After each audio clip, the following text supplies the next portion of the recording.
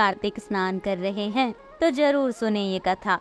माँ लक्ष्मी पूरी करेंगी हर मनोकामना। कार्तिक महीने की शुरुआत हो गई है और कार्तिक माह का स्नान बेहद ही शुभ माना जाता है। इस दौरान भगवान विष्णु का पूजन करने से उनके साथ साथ माता लक्ष्मी का भी आशीर्वाद मिलता है। हिंदू धर्म में इस महीने का विशेष महत्व है। कहते हैं कि भगवान विष्णु का ये प्रिय महीना है और इस महीने पवित्र नदियों में स्नान करने से पुण्य मिलता है।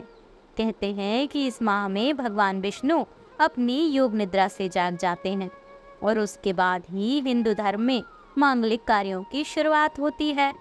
कार्तिक माह में ही करवा चौथ, अहोई अष्टमी, दीपावली, गोवर्धन और भैया दूज जैसे महत्वपूर्ण त्योहार आते हैं। कार्तिक माह का स्नान विशेष महत्व रखता है और यदि आप पवित्र नदियों में स्नान नहीं कर सकते तो नहाने के पानी में गंगा जल मिलाकर उससे ही स्नान कर ली।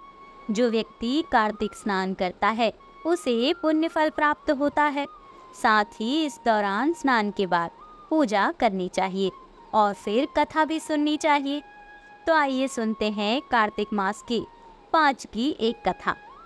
एक नगर में एक ब्राह्मण दंपत्ति रहते थे और वे दोनों प्रतिदिन 7 कोस दूर गंगा यमुना नदियों में स्नान करते थे।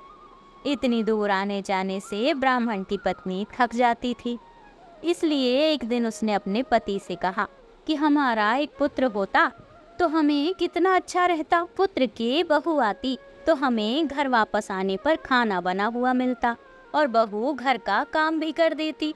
अपनी पत्नी की बातें सुनकर ब्राह्मण ने कहा कि तू सही कह रही है, चल मैं तेरे लिए बहू ला ही देता हूँ।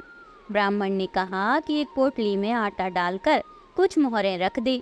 ब्राह्मण के कहे अनुसार उसने पोटली बांध कर दे दी। पोटली लेकर ब्राह्मण चला गया। ब्राह्मण को सफर के दौरान यमुना के किनारे बहुत ही सुंदर लड़कियां दिखाई दी। वे रेत में घर बनाकर खेल रही थी। उनमें से एक लड़की ने कहा कि मैं अपना घर नहीं बिगाड़ूंगी, मुझे तो रहने के लिए ये घर चाहिए। लड़की की बातें सुनकर ब्राह्मण मन ही मन सोचने लगा कि बहू बनाने के लिए यही लड़की सर्वोचित है।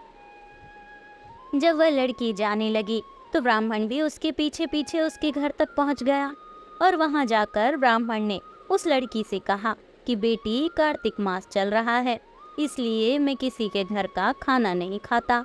मैं अपने साथ आटा लेकर आया हूँ। तुम अपनी माता से पूछो कि क्या वह मेरे लिए आटा छानकर 4 रोटी बना देंगी। यदि वह मेरा आटा छानकर रोटी बनाएंगी तो ही मैं रोटी खाऊंगा।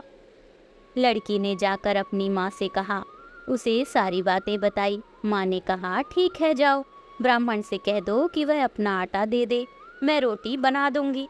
जब वह आटा छानने लगी तो आटे में से मोहरें निकली और वह सोचने लगी कि जिसके आटे में से मोहरें निकली हैं उसके घर में कितनी मोहरें होंगी। जब ब्राह्मण खाना खाने बैठा तो लड़की की माँ ने उस ब्राह्मण से पूछा कि क्या आपका कोई लड़का है और क्या आप उस लड़के की सगाई के लिए कहीं जा रहे हैं। यह सुनकर ब्राह्मण ने कहा कि मेरा लड़का तो काशी में पढ़ने गया है, लेकिन यदि तुम कहो तो खांड कटोरे से विवाह करके मैं तुम्हारी बेटी को अपने साथ ले जाऊं। लड़की की माँ ने कहा ठीक है।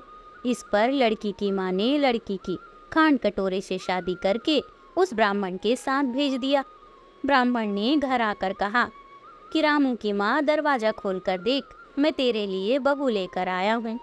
ब्राह्मण की पत्नी भीतर से भी बोली, हमारे तो कोई बेटा नहीं है तो बहू कहाँ से आएगी। दुनिया ताने मारती थी, अब आप भी मारने लगी। ब्राह्मण ने कहा तो दरवाजा खोल कर देख तो सही। जब ब्राह्मण की पत्नी ने दरवाजा खोला तो देखा कि सामने बहू खड़ी है। उसने बहू का स्वागत किया और उसे आदर सत्कार से अंदर ले गई। अब जब ब्राह्मण अपनी पत्नी के साथ नदी स्नान करने जाता तो पीछे से बहू घर का सारा काम कर देती और खाना बनाकर भी रखती। वह उनके कपड़े धोती, रात को उनके हाथ पैर भी दबाती।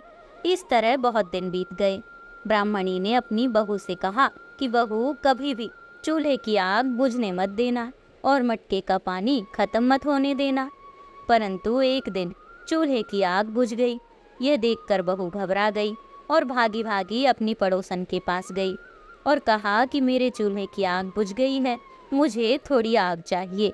मेरे सास ससुर सुबह स्नान करने गए हुए हैं, वे थके हुए घर आएंगे, इसलिए मुझे उनके लिए खाना बनाना है।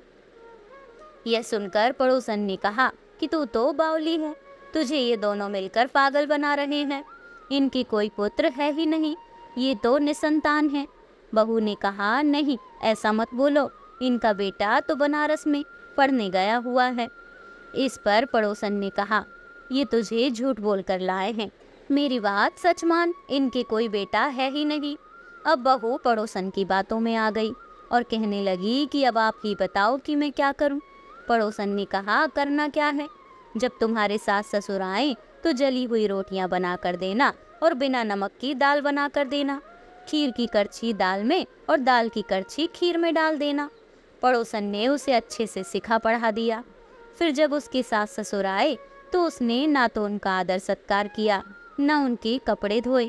जब उसने सास ससुर को खाना दिया तो सास बोली, बहू आज ये रोटियां जल क्यों गई और दाल भी अच्छी नहीं है। तब बहू ने पलट कर कहा कि एक दिन ऐसा खाना खा लोगे तो कुछ बिगड़ नहीं जाएगा। सास ससुर को खरी खोटी सुनाकर वह फिर से पड़ोसन के पास गई और बोली कि अब आगे क्या करना है। पड़ोसन ने कहा कि अब तुम सातों कोठों की चाबी मांग लेना। अगले दिन जब वे स्नान करने के लिए जाने लगे तो बहू अड़ गई कि मुझे तो सातों कोठों की चाबी चाहिए। तब ससुर ने कहा कि इसे चाबी दे दो। सास ने बहू को चाबी दे दी। सास ससुर के जाने के बाद जब बहू ने दरवाजे खोले तो देखा किसी में अन्न भरा है, किसी में धन भरा है और किसी कोठे में बर्तन पड़े हैं। जब उसने सबसे ऊपर का सातवां कोठा खोला तो देखा शिव जी, पार्वती जी, गणेश जी, लक्ष्मी माता, पीपल पतवारी, कार्तिक के ठाकुर, राई दामोदर, तुलसी जी का बिड़वा, गंगा यमुना और 33 कोटि देवी देवता विराजमान हैं। वहीं पर एक लड़का चंदन की चौकी पर बैठा माला जप रहा है।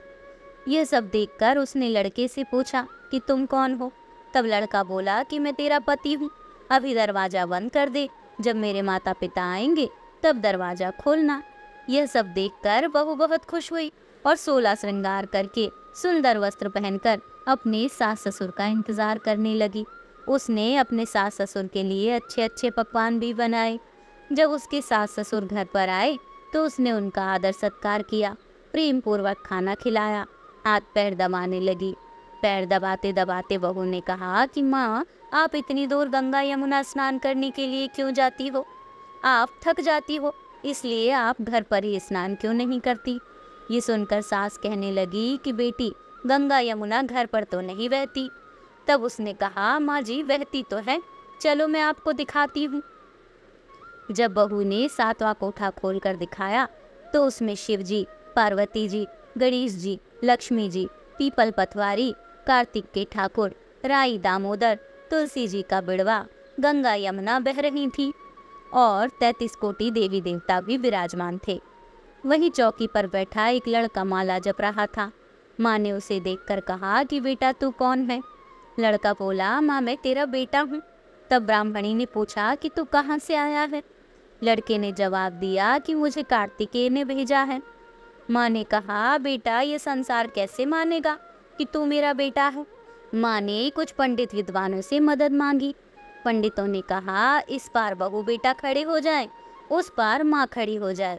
माँ ने चमड़े की अंगिया पहनी हो और छाती में से दूध की धार निकालकर बेटे की दाढ़ी मूछें भीगे और पवन पानी से गठजोड़ा बंधे, तब मानेंगे कि यह इस माँ का ही बेटा है। उसने ऐसा ही किया। चमड़े की अंगिया फट गई और छाती में से दूध की धार निकलकर बेटे की दाढ़ी मूछें भीग गई। पवन पानी से बहू जोड़े का गठजोड़ बंध गया। ये सब देखकर ब्राह्मण और उसकी पत्नी की खुशी का ठिकाना न रहा। जैसे ब्राह्मण और ब्राह्मणी को बहू बेटे दिए, वैसे सबको देना। कहते हैं कि इस कथा को पढ़ने से मनुष्य की सभी मनोकामनाएं पूर्ण हो जाती हैं। कार्तिक महाराज जैसे ब्राह्मण और ब्राह्मणी को बहू बेटा दिए, वैसे सबको देना।